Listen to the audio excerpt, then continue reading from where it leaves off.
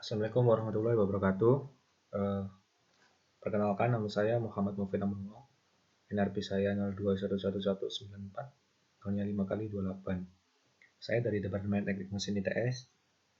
Di sini saya akan menjelaskan tugas proyek satu saya dari mata kuliah Algoritma Pemrograman yang dibimbing oleh Bapak Yohanes di ruang C117. Di sini saya akan melanjutkan penjelasan saya yang tadi.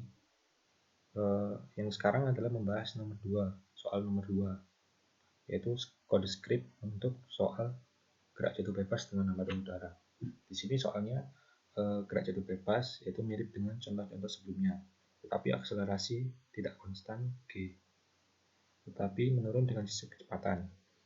Di sini a sama dengan min g min ct kali v kuadrat.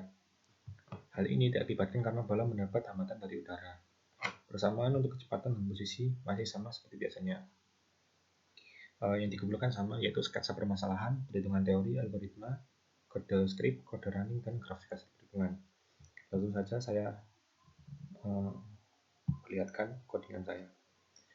Di sini nama programnya yaitu program gerak jatuh bebas dengan hambatan udara. Hal pertama yang saya siapkan adalah menyiapkan fasilitas Python yang diperlukan dalam program. Saya mesti memakai import NumPy SNP, yaitu saya menggunakan numerical Python sebagai NP dan matplotlib yang untuk memunculkan grafik.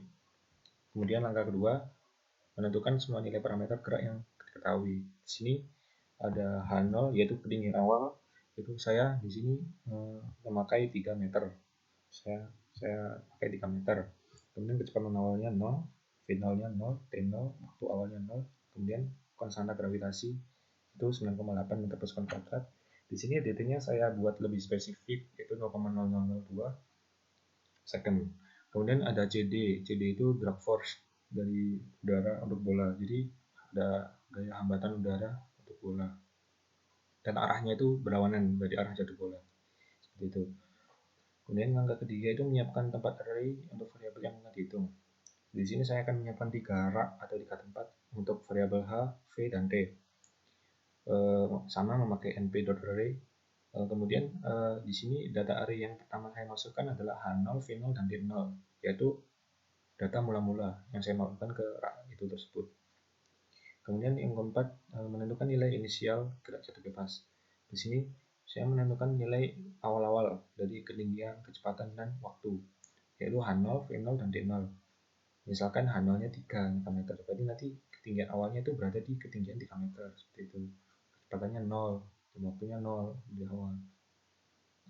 Hal ini memudahkan untuk memasukkan data array awal ke tempat ini. Kalau ini misal H03, berarti nanti yang pertama adalah 3. Yang kelima yaitu menentukan loop untuk menyelesaikan perubahan program. Di sini saya memakai loop while lagi, yaitu dengan kalimat ketinggian lebih dari sama dengan 0. Apakah ketinggian lebih dari sama dengan 0? Jika iya, maka akan melewati proses yang di bawah ini. Jika tidak, maka looping akan berhenti. Looping tidak akan berhenti jika ketinggiannya masih di atas 0. Seperti itu, di atas atau lebih dari, atau sama dengan 0. Jika ketinggiannya kurang dari 0, maka logikanya bola akan sudah jatuh di tanah, seperti itu. Untuk rumusnya di sini T. Ini untuk rumus array untuk tempatnya itu. Jadi untuk T nanti itu ditambahkan append di rak T ini sebagai fungsi hasil dari waktu, fungsi waktu ini. Kemudian V np append di rak V dengan hasil fungsi kecepatan, dan H np append di rak H sebagai hasil fungsi dari ketinggian. Di sini ketinggian rumusnya ketinggian plus kecepatan kali dt pertambahan waktu. Kemudian kecepatan rumusnya sama dengan kecepatan min g plus cd. Cd itu drag force tadi, itu koefisien kali kecepatan kuadrat kali dt. Kemudian waktu di sini sama dengan waktu plus dt. Dt ini pertambahan waktu. Di sini sangat mempengaruhi ya t, karena dt ini sangat mempengaruhi kecepatan dan ketinggian. Setelah itu yang keenam yaitu menampilkan hasil perhitungan program gerak jatuh bebas. Di sini saya print kecepatan bola saat mencapai tanah, V dalam kurung dalam kurung kotak itu -1, itu maksudnya saya menampilkan data array yang terakhir dari awal. Ya, intinya saya bisa melihat data dari awal sampai akhir. Di sini plot subplot 211, maksudnya itu yaitu dua baris, satu ini satu kertas, dan satu ini baris ke satu.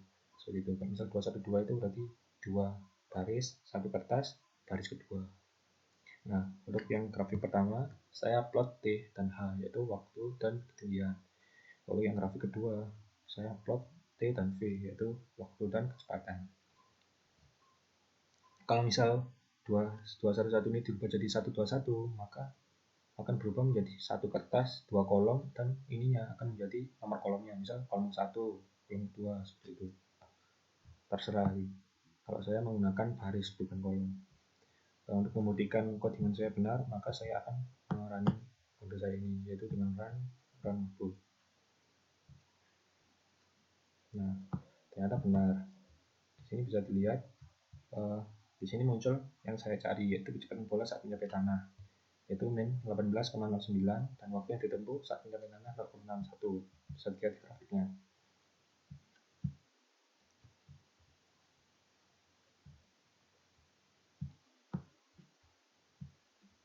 Di sini maksudnya ketinggian kan dari ketiga itu sampai di waktu 0,61 di sini. Jadi dari 3 meter turun ketinggiannya sampai ketinggian 0, yaitu ketinggian menyentuh tanah, itu ternyata waktu yang dibutuhkan 0,61 di sini. Nah, di sini juga waktunya sampai 0,61. Tapi ini kecepatan. Dan dari kecepatan yang 0, dia turun, gerak turun. Jadi di sini minus ini maksudnya bukan minus ya, tapi turun. Tapi bukan berarti kecepatannya minus, melambat bukan, tapi kecepatannya tetap menambah, tapi dengan keadaan turun, seperti itu. Di sini tetap kecepatannya menambah diiringi dengan turunnya bola. Nah, waktu udah 0,61 kan berarti udah menyentuh tanah. Waktu 0,61 detik kan berarti udah menyentuh tanah. Di sini berarti kecepatannya di sini min 18,9, seperti itu. Ya, sekian penjelasan dari saya. Kurang lebihnya saya mohon maaf bila ada salah kata juga. Wassalamualaikum warahmatullahi wabarakatuh.